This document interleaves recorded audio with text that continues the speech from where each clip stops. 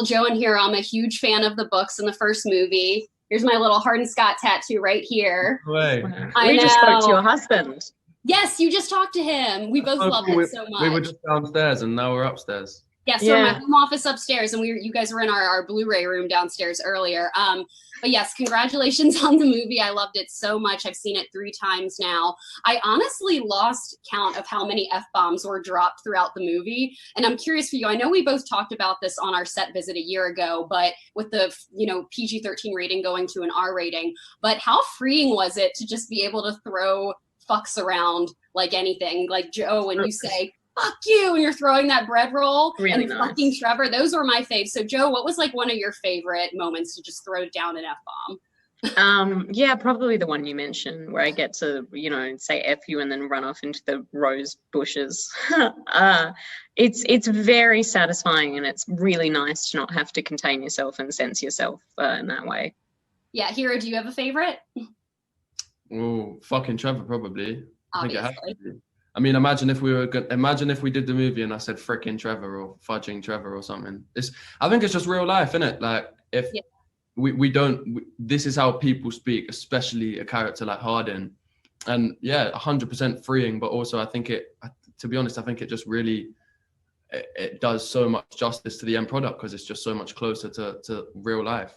Yeah, no, 100%. Well, in this film, the intimate scenes between Hardin and Tessa are just so gorgeous and next level, but they also have a deeply emotional core that I appreciated as a fan of the books and as a fan of like the first movie as well. So I'm just curious for each of you, before you're going into film the shower scene, I love the playfulness of Hardin and Tessa leading up to that moment, but before you go into filming a scene like that, what's the conversation like between the two of you as actors with Roger before, and the choreography that you have to do prior to filming a scene like that?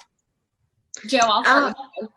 Yeah, well, I think it's different for every scene and it's different for every project. But with this one, you just block out the beats and you block out everything, the hand movements and spinning and this and that and where this goes and how a head's angled, and you go over it so you know what you're going to do, and then you pretty much just block it through right before you shoot, and then you just do it.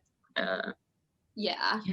Hero, for you, how many did you have to reapply tattoos kind of throughout that scene, or did they stay on pretty good? They stayed on pretty good throughout that scene. I mean, I think scenes like that, they definitely are more likely to rub off, and I think you kind of like touch and go as you go. Maybe the next scene you look over and you realize, or the next scene in shooting order, I mean, you got to kind of touch them up again. But yeah, no, it wasn't too bad. But as you say, I think it's 99% of the time it goes exactly as you blocked it, and it's properly systematic and professional. But I remember in that shower scene, we're like pouring the shower gel out, and that 1% of the time something does go differently. And I remember the lid fell off, and it wasn't supposed to, I don't believe. I thought that was intentional. My husband was commenting, and he was like, I wonder if that was an accident, because your expression looked like it was an accident in that scene and you just kept going with it. Yeah, no, I think, correct me if I'm wrong, Joe, maybe we did, but maybe I didn't know at the time. I think that was an authentic reaction on my part. And I think maybe after that, I don't even know it at this point, but especially the shower scene, there's a level of kind of, you kind of just go with the flow. You don't know everything that's going to happen. You have a properly systematic, clear blocking of it, and then you kind of have to adjust and adapt a little bit as you go. Yeah, I have 2 more quick questions for you. In Ken's house, there is a baby picture of little Hero. That's actually a baby picture of you, and I'm just wondering how that picture was chosen. Is that an actual picture of you?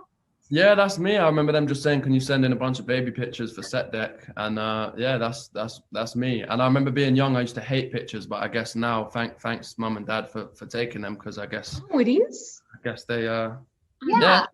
It's good. Yeah. Is it like me like lying down like this? I think. No, the one with the bum. Oh, this is a different photo. Sorry. There's a one with a bum, and then there's one of his face in. Oh, the little baby. Yes. Yeah. Yeah, I think I saw a post saying how afterwards, I didn't even realize this in the shot, but I think this was probably Roger's idea, but the fact that it pans from that innocent baby picture to Hardin in the background walking, drinking a bottle of wine is a nice juxtaposition. Yeah. Well, congratulations to you both so much. Like I said, I love the movie and like the performances. I mean, just like that scene in New Year's Eve, you guys are just so spot on. The bet scene in the first movie, I think it's like honestly one of my favorite scenes of a movie of all time. You guys are just so great together. And yeah, like, I mean, my husband and I love the movie so much, and I appreciate your time so much today. Can't wait for After We Fell. I hope you guys can start filming soon. Thank you so much. Thank you. Thanks, Joe and Hero. Bye. Take care. Bye.